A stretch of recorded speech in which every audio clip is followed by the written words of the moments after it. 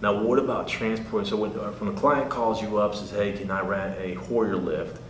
Walk me through the process of how do you get it to them? How do you do the entire transaction? A person calls and I ask them, they tell me what they're looking for, and 9 times out of 10 I have it, But and I'll let them know that okay, for a nominal fee we can deliver it for you and set up, and we'll come back and pick it up for you as well. Now, Hoyer lift, you have to have something big to move that. So that's you can't just put it in a car. That's where the ambulettes come into play. Yes, sir.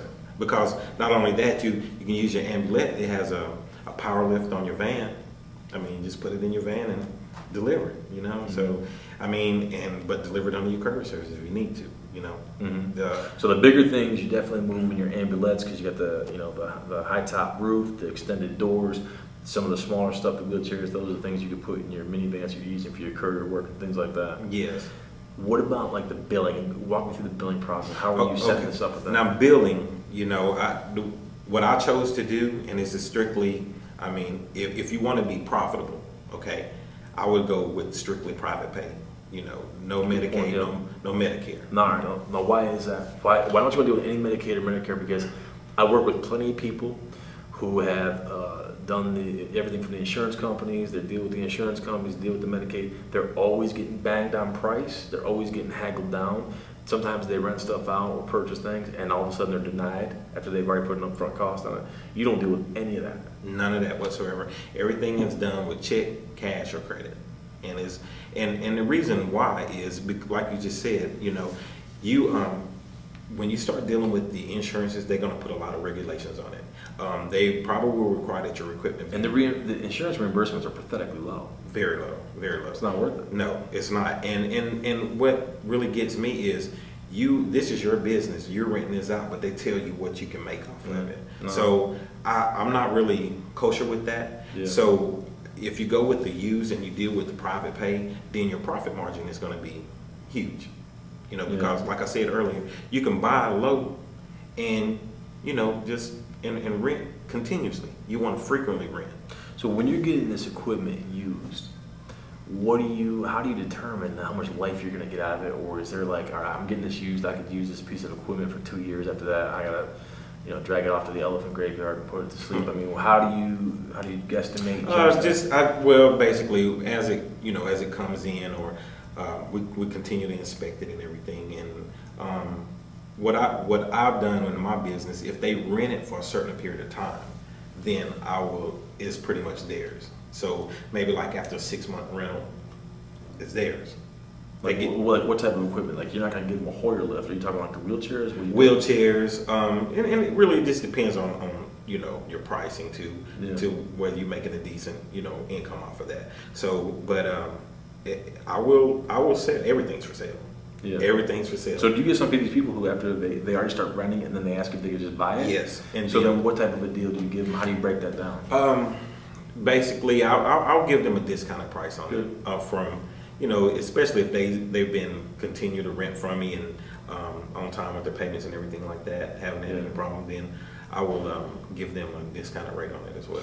So before we started shooting this video, you were telling me, you were explaining about how some of your, I guess you would call them competitors who deal with new equipment, they actually use you to deliver their equipment. Yeah. Now what happened is, because I'm not set up to do repairs for like power chairs, but the other companies are. So they'll get one of their clients, if one of their chairs is bad, they'll get me to come and go pick up the client's chair and bring it back to their shop. Well, in the meantime, the client doesn't have a replacement. Yeah. So not only do I get paid for delivering, I have the possibility of renting one of my used chairs while their chairs get repaired. So it works great for me. So how did you hook up with these competitors? Did they solicit you? Did you find them? Or how did you develop these strategic partnerships? Honestly, one of them, I actually had them do work for me on one of my vehicles. And then their program changed, and so they no longer worked on vehicles, and so they continue to use me to do their transport. So what about the customers? Customers, that's the end game. We want paying customers. How are you finding customers that want to rent your equipment? Well, some of the customers that I transport through my non-emergency business, and you know, you do have some on Medicaid and you do have private pay, but I still advertise through my non-emergency business. But also, I advertise on Craigslist, and I reach out to agencies that support senior care and senior living, and or different doctor's offices that would deal with, you know, like bone care and different things like Right. that. So what type of promotional material are you giving them? I mean, when you're transporting them in your NEMT business, are you giving them a flyer? How are you getting the word? Well, I have business cards designed exclusively for rentals. I have rat cards. You know, they're very colorful, and they right to the bone what it's about. Mm-hmm. So I give those out. I'll tell you the difference between the rental and a non-emergency business. When you told us that once purchased this, your phone will always ring for this business, you were right. It does. But with the rental business, you got to pretty much get out there and promote and push it yourself. Make yourself visible. Make yourself known. You know, visit some of your assisted living facilities. Believe it or not, they you could use your service as well. You know, because they're not under skilled labor. I mean, skilled facility. So you do have people that need equipment in those facilities as well. So it's pretty much just word of mouth, basically, advertise on the internet. I think what's awesome about all this is back in the day when you started in 2006, you started your medical transportation company. It was called the Wheelchair Taxi. Absolutely. Then when you started Courier, you expanded and you started QuickTime Courier. Yeah. Right? Mm-hmm. So now you have equipment rental, you got home care, you got NEMT, and you got Courier. And now you brought them all together you've renamed everything, you brought it together under a holding company. What's that name? It's West Carolina Transport and Mobility. Right. And I had to do that because the wheelchair taxi just made me just what it was, a transportation service. But by changing the name of my business, West Carolina Transport and Mobility, the mobility covers everything. You know, and so does the transport. So. How much are you seeing with your clients? I mean, I know you're not in the biggest market, you're not in the smallest market, but you have a good sized market that you're doing fairly well with, and you're being successful with medical transportation, courier, home care, equipment rental. What type of synergy are you seeing between all four entities and your clients? You know, clients you're taking by wheelchair end up becoming home care clients. You know, maybe taking some of your rental equipment. Yeah. You know, how much of that are you seeing? Right now, is not as high as I would like for it to be. Okay, but it's consistent. It's consistent. So what I have to do is I have to promote mine a little bit more. You know, I need to make, like I said, I need to make me a little bit more visible with that as well. But I am getting a good return off of that. Yeah. So what is your profit margin? Because you've been doing this for quite some time now. I was looking at your overall price list, and I know your numbers. We were going through the numbers of your company, talking about profitability and things like that. What right now are you looking at for a profit margin if you had to take your equipment rental, segregate that from the rest of it? What do you think your profit margin is on that? Right now, about 30%.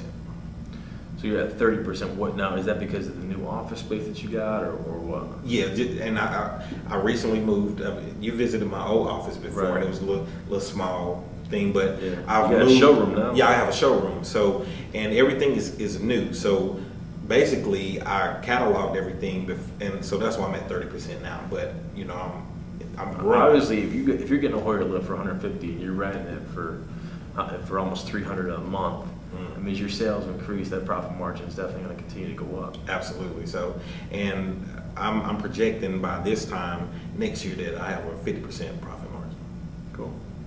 And everything starts off as used. As used, and at some point in time, I probably will get new stuff. But right now, it's good with the used equipment. Yeah. So what type of just nugget information would you want to share with someone who's watching this video? They're about to read your ebook. Maybe they already did read the ebook. They're fired up. Maybe they're already in NEMT Courier. Maybe they're already doing home care. What's the golden nugget you could give them to drive their equipment rental to just make it so instead we're going from 30 to 50 to 70% profit margin? Well, I know I'm a country boy, but I must say, like finding the sweet spot. And what I mean by that, don't price yourself too high, don't price yourself too low. Just right. And continue to keep your rentals going. Hey, nothing but success. So find the sweet spot, so that way if you're not too high, because if you're too high, you're gonna disenfranchise the customer. They'll eventually just go buy their own. Right. Whereas if you keep them Good in the middle, then then they just keep coming back. Keep coming back. What type of customers do you get that you know they're gonna rent this for 6 months, they're gonna rent this for 3 months, and maybe even longer? It's usually the elderly, or more so of the post-op surgery. Yeah. They continue to come back. So how appreciative, what kind of response and how appreciative have your customers been of your equipment rental? In terms of convenience, in terms of prices compared to your competitors who are trying to rent out new stuff? I mean, what type of response are you getting? I have quite a few repeat customers, especially like, I got people coming in from the airport that visit my city from time to time. Once they're back in town, they need a motorized scooter to get around. They call me. That's cool. They got other people they could call, but I give them service, delivery service, courtesy, and I took one piece of nugget that you told me years ago. Never chase the money, chase the people. Yeah, chase the customers. Yeah. Yeah.